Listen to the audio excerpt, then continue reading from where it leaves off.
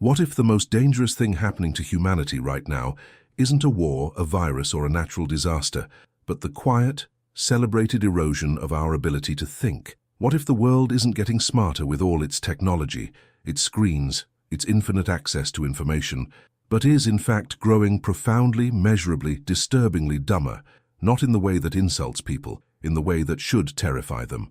There's a film from 2006 called Idiocracy. It was supposed to be a comedy, a satirical exaggeration about a future where society had become so intellectually bankrupt that the most average man alive became the smartest person on earth. People laughed at it. They called it absurd. They said it could never happen. And here we are, less than 2 decades later, watching that absurdity become a documentary. The question isn't whether we're heading toward idiocracy. The question is, how did we get here so fast, and more importantly, why did we choose it? Let's go back further than 2006. Let's go back to a concept that the Roman Empire understood intimately: panem et circenses, bread and circuses. The idea was elegantly sinister. If you keep the masses fed and entertained, you never have to worry about them thinking too hard. They won't question the corruption. They won't demand accountability. They won't revolt, because they're full and distracted.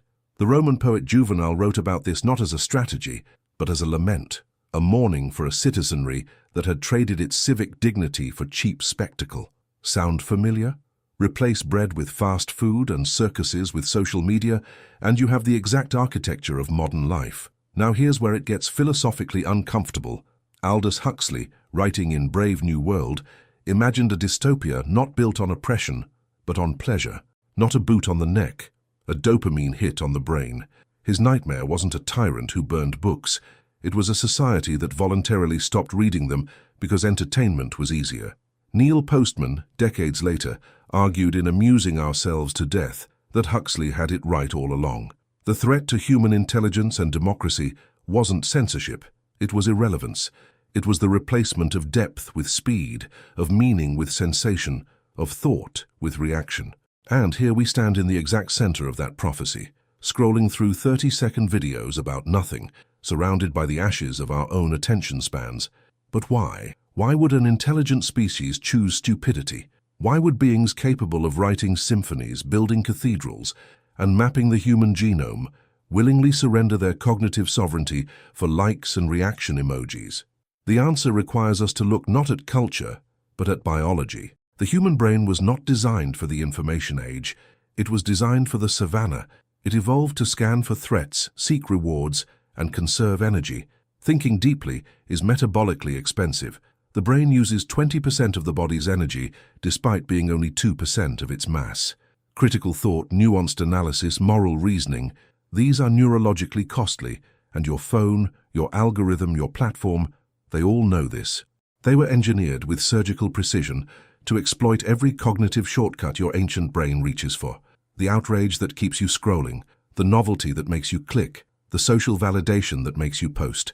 None of this is accidental. It is architecture. It is a machine designed to harvest your attention by making you less capable of directing it yourself. This is the modern idiocracy. It isn't stupidity imposed from above. It is stupidity manufactured from within, sold as freedom, packaged as connection, and delivered directly into the most private space you possess, your own mind.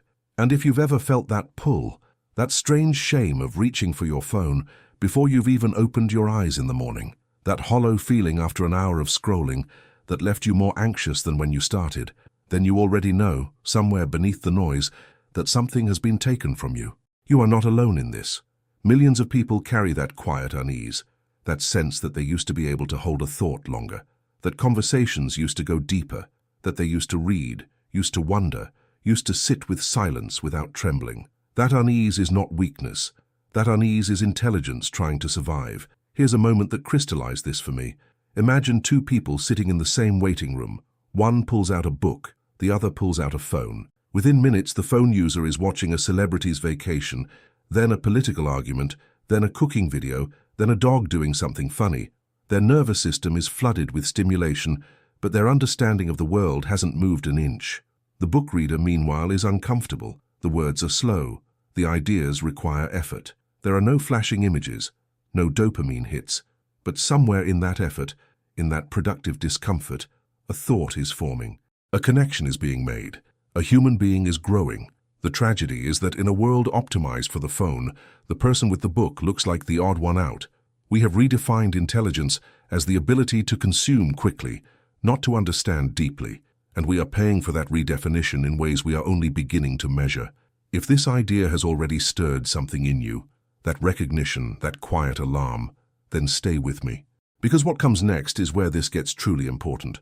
Subscribe so you don't miss where this journey leads. Now, let's go deeper, because the modern idiocracy isn't just about phones and distraction. It's about the systematic dismantling of the very qualities that made human civilization possible. Curiosity, patience, tolerance for ambiguity, the capacity to be wrong and grow from it. These are not natural states for the human brain. They are cultivated ones. They are built through education, through struggle, through exposure to complexity. They are, in a word, achievements. And achievements require effort. But we live in a culture that has declared war on effort. We have optimized for ease at every level. Easier food, easier entertainment, easier relationships, easier opinions. We have gamified everything and deepened nothing. And in doing so, we have created a civilization that has access to all of human knowledge and the attention span of a golden retriever. The philosopher Hannah Arendt wrote about what she called the banality of evil, the terrifying idea that great harm is often done not by monsters, but by ordinary people who simply stopped thinking, who followed the path of least cognitive resistance until they found themselves complicit in something horrifying. She wasn't talking about stupidity as an IQ score. She was talking about the abdication of thought as a moral act, the choice, and it is a choice, to stop asking questions, to stop sitting with complexity, to accept the loudest, simplest answer because it requires nothing of you. That abdication is not neutral, it has consequences. It elects the wrong people, it believes the wrong things, it destroys what took centuries to build. And here is where the modern idiocracy becomes not just a cultural problem, but a civilizational one. Democracy requires an informed citizenry. Science requires intellectual humility. Art requires the ability to sustain discomfort long enough to encounter beauty. None of these things function in a mind that has been trained to swipe away anything that doesn't deliver instant gratification. We are not building a stupid society because we lack intelligence. We are building a stupid society because we have created an environment perfectly hostile to the exercise of intelligence. The fish can't swim when you drain the water, but here is the secret that most conversations about this topic never reach, the part that changes everything. The modern idiocracy is not inevitable. It is not destiny. It is not the natural endpoint of human evolution. It is a choice, repeated, daily, in 1,000 small moments. And that means it can be reversed. Not by governments, not by technology companies, though they bear enormous responsibility. Not by some revolution in the streets, but by individuals who decide one at a time that their mind is worth protecting, that depth is worth the discomfort, that thinking slowly in a fast world is not a defect. It is the most radical act available to you. The Stoics called it prohairesis, the faculty of choice, the one truly free thing a human being possesses. No algorithm controls what you choose to read. No platform can force you to remain shallow. No feed determines whether you sit with a difficult question long enough to let it change you. That space, between stimulus and response, is yours. It has always been yours. The idiocracy depends on you forgetting that. Think about what happens when a single person in a family starts reading seriously, thinking critically, engaging with ideas that require real effort. They become magnetic. Their conversations deepen. Their decisions improve. Their relationships gain texture and meaning. They begin to ask better questions, and better questions lead to better lives. That person doesn't just transform themselves. They create a gravity well of intelligence around them. They become, in their own small sphere, a counter-current to the drift. Marcus Aurelius, emperor, warrior, philosopher, wrote his meditations not for publication, but for himself. As a daily discipline of thought, a refusal to let the noise of empire dissolve his interior life, he was surrounded by spectacle, by flattery, by every distraction power and wealth could provide, and he chose, every single day, to think, to wrestle with ideas, to remain uncomfortable with easy answers. 2,000 years later, we still read those words, because depth survives, shallowness doesn't. The most revolutionary thing you can do in the age of idiocracy is to become genuinely, stubbornly, joyfully difficult to distract.